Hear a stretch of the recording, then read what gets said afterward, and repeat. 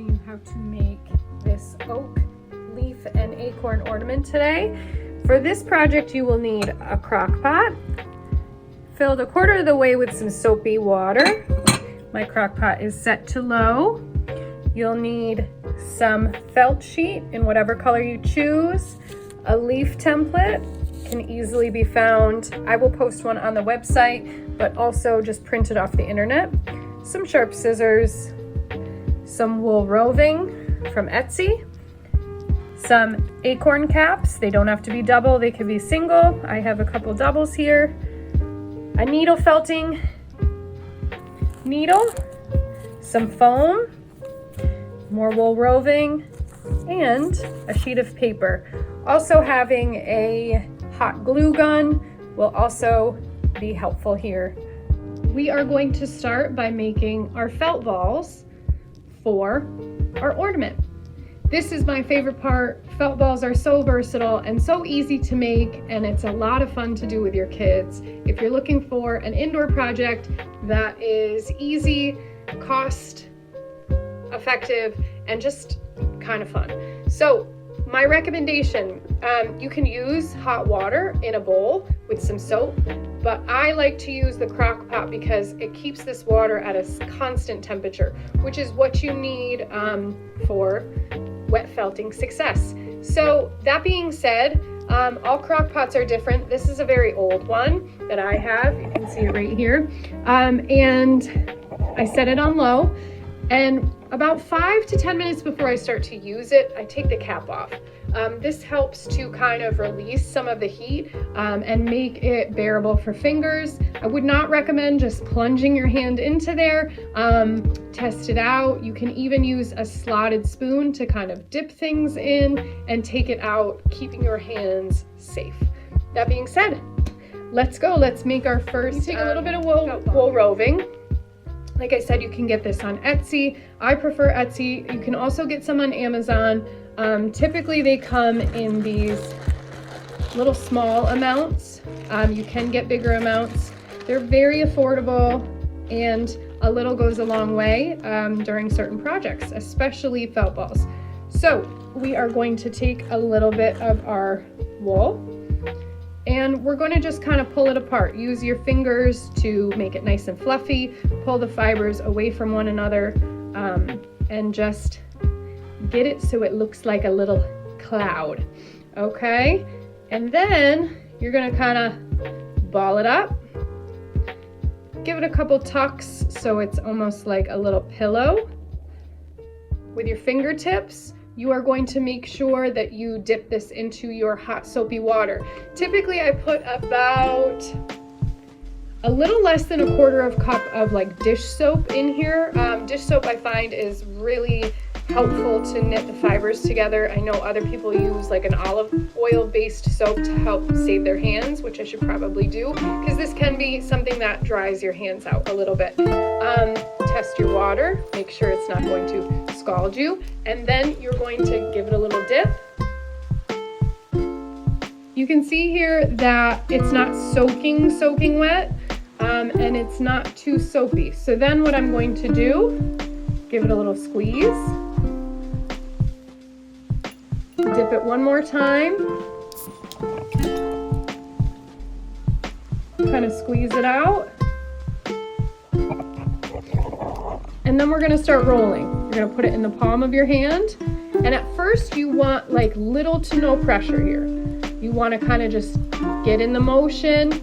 As it starts to firm up, and it's already starting to, I'm going to increase my pressure. If you feel like it's a little bit too dry and it's not felting, which right now mine is feeling a little bit like that, you can give it a little bit more of a dip. This one, as you can see, isn't even dripping, so it's holding that water already really, really hard and fast, which is what you want. Drop it back into your palm and keep making those circles. All right, I can start to feel this happens very fast with felt balls, especially the size that I'm making because they're so small. It's happening very quickly. I can already feel that it's kind of hardening up. and the fibers are starting to adhere to themselves. So I'm going to speed up and increase the pressure. And the only thing I really want to make sure of here is I'm keeping an eye on the ball, but it's very forgiving. As you do this, it can kind of go like conical shape or like egg shape. So you want to kind of squish it back into a ball shape. And already, man, that's pretty much what you want. That's fairly done. You can keep going and kind of keep getting it harder and harder until it's super firm. But this is pretty good and it goes fast. So then you want to measure it. I have a lot of acorn caps, so I know this one will be pretty good for this guy. I usually I let this dry 12 to 24 hours, and then I stick a little bit of hot glue in here, and that's about it.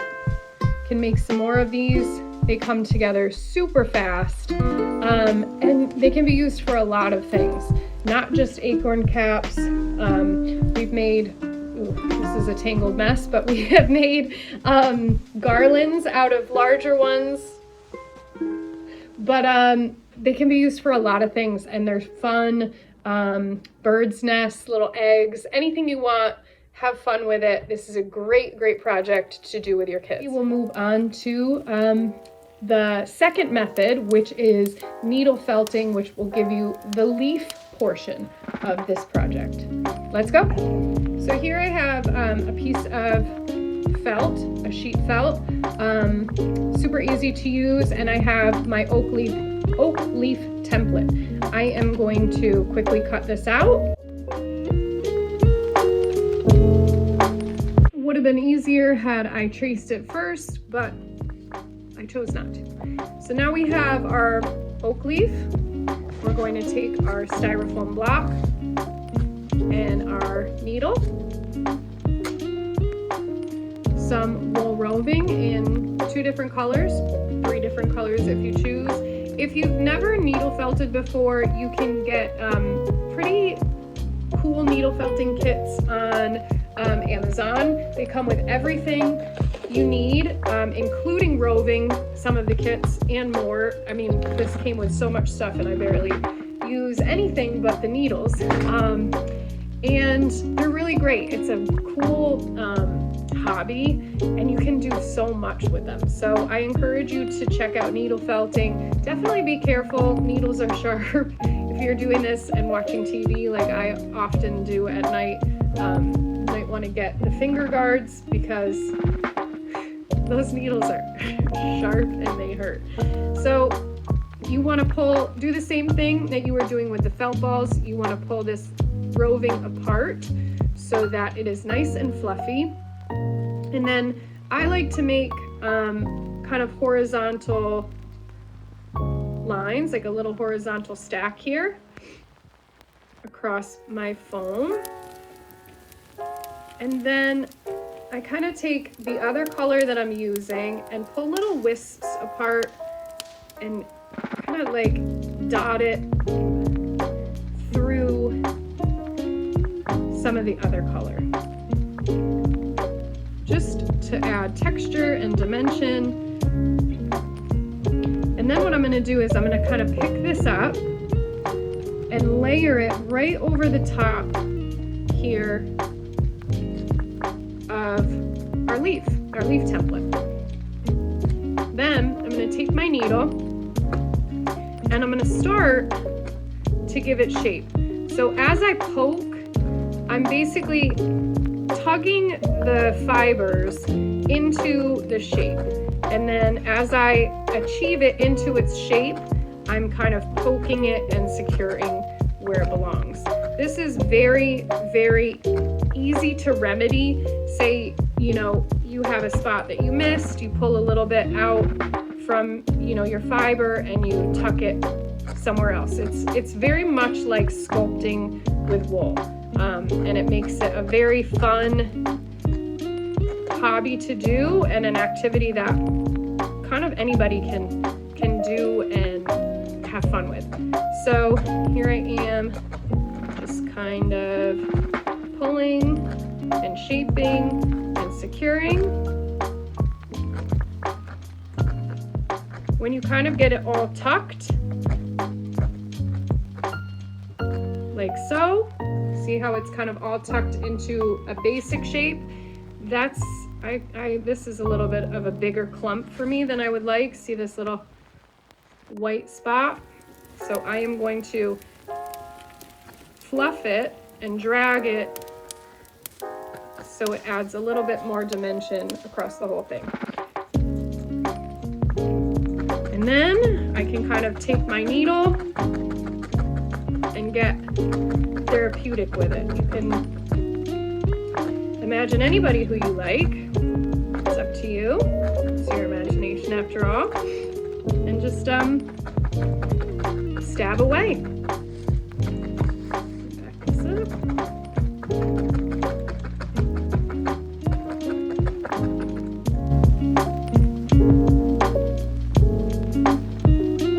When you're happy with kind of how firm it is and tacked down, you can stop. You'll see a lot of little fuzzy bits on the back side, and I'll show you how to. You're going to do the same thing that you did on the front to the back, but when you do it, you're going to put a piece of paper in between the side that you already did and the back side. And the reason for this is, when you tack this part down, all of these little fibers get stuck in the styrofoam, and you want like a nice smooth surface. See how that's smooth and that's smooth, and this helps create that smoothness because the fibers then don't get stuck in the styrofoam. They just this acts as like a barrier to keep that smoothness. So that's what you're going to do on this side when you flip it over, and do the same on the back side. Now this is like definitely a project that older kids could do. I've seen younger kids do it, and it helps to have it on a table with some finger guards. Do I have a finger guard here? Finger guards that you can get. I've seen people have gloves and stuff on just to protect fingers and stuff. It's definitely an option to loop your kids in. It's just all about how comfortable you are. So after you are done on the front and the back and you're happy with what you have, next you're gonna make it into an ornament. And this is super duper easy. You're gonna take some sharp scissors and cut a very small little hole in there. You probably, well, maybe you can see it. See that teeny tiny hole up at the top? Right underneath the stem. You're gonna take your hot glue again, and you are going to take a small amount of string. We used natural jute. You can use whatever you'd like. And you are going to hot glue your string, a loop of string, to the top of your acorn. Let it dry. And then you are simply going to push. This is the most difficult part. I don't think my hole is big enough. I don't think I made the hole big enough for this one. You're gonna simply take two, push this through here, the hole, and tug it all the way up. And it kind of hangs out. And that's it. And there's no gluing involved on the actual felt. And then you have your finished ornament, and you can gift it to somebody or keep it for your tree, whatever you like.